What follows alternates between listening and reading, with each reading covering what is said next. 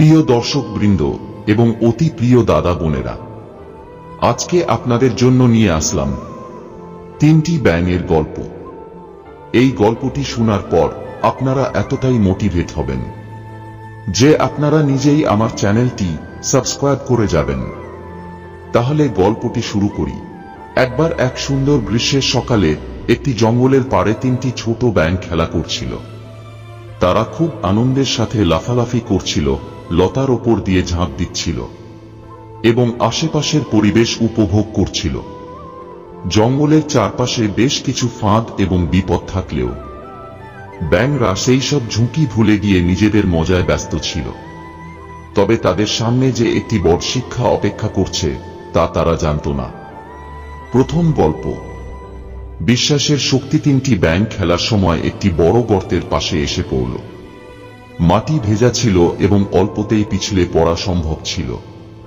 হঠাৎ করে খেলার সময় দুটি ব্যাঙ গর্তে পড়ে যায়। গর্তটি অনেক গভীর এবং পিচ্ছিল ছিল, তাই উপরে উঠতে ব্যর্থ হচ্ছিল তারা। গর্তের চারপাশে আরো কিছু প্রাণী জড়ো হয়েছিল, যারা দেখে বলছিল, তোমরা কিছুতেই বের হতে পারবে না, গর্তটি খুব গভীর, তোমাদের জন্য বের হওয়া অসম্ভব। ব্যাঙগুলির কানে তাদের কথাগুলো বারবার বাজছিল। প্রথম ব্যাঙটি সব শুনে হতাশ হয়ে পড়ল। সে বিশ্বাস করল সত্যি এই গর্ত থেকে সে কোনোদিন বের হতে পারবে না। কিছুক্ষণ চেষ্টা করার পর সে দম হারিয়ে ফেলল এবং নিরাশ হয়ে বসে পড়ল। কিন্তু দ্বিতীয় ব্যাঙটি বারবার চেষ্টা করেই যাচ্ছিল। আশেপাশের প্রাণীগুলি এখনো চিৎকার করে বলছিল, এটা অসম্ভব, তুমি পারবে না।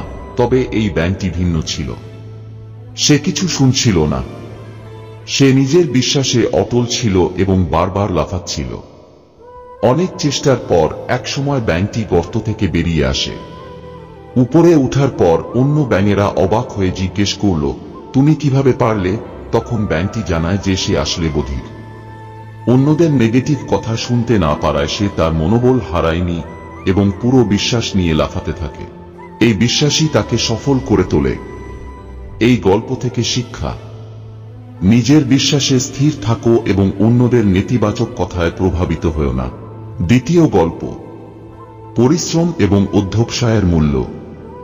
একদিন তিনটি ব্যাঙ একটি ছোট পুকুরে ঝাঁপিয়ে পড়ে। পুকুরের জলে মজা করতে করতে তারা হঠাৎ একটি মাখন ভর্তি পাত্রে পড়ে যায়। পাত্রটি এত পিচ্ছিল ছিল যে তারা কোনোভাবেই বের হতে পারছিল না।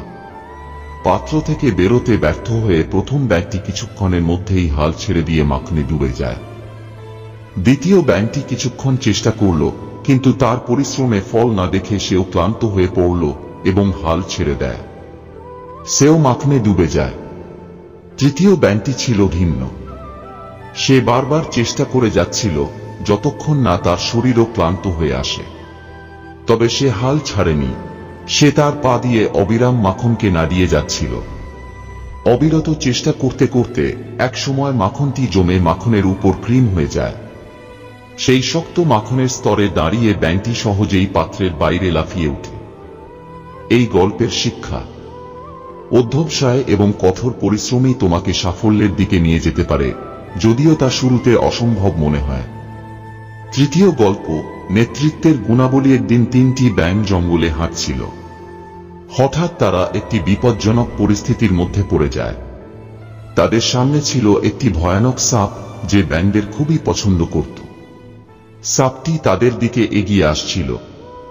ভয়ে প্রথম ব্যাঙটি একবারে নিশ্চল হয়ে গেল এবং কোনো কিছু না ভেবে পালাতে শুরু করল। দ্বিতীয় ব্যাঙটি ভয় পেয়ে দিকবিদিক ছুটতে লাগল, সাপ থেকে বাঁচতে পথ হারিয়ে ফেলল। কিন্তু তৃতীয় ব্যাঙটি ছিল শান্ত এবং সাহসী। সে বুঝতে পেরেছিল যে এভাবে পালালে সাপ তাদের সহজেই ধরতে পারবে। সে নিজের বুদ্ধি ব্যবহার করল এবং খুব দ্রুত আশেপাশের একটি ছোট গর্ত দেখতে পেল। ব্যাঙটি গর্তের দিকে লাফিয়ে গিয়ে নিজের জন্য এবং বাকি ব্যাঙদের জন্য একটি নিরাপদ আশ্রয় তৈরি করল।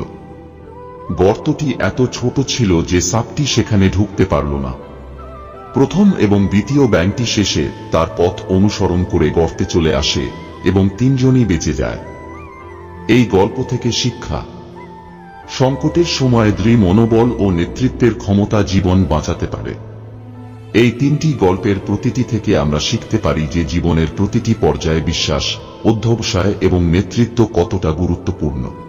প্রথম গল্পটি শেখায় আমাদের বিশ্বাসের শক্তি অনেক বড়। নেগেটিভ কথায় মনোযোগ না দিয়ে নিজের বিশ্বাসে স্থির থাকলে সাফল্য অর্জন করা সম্ভব।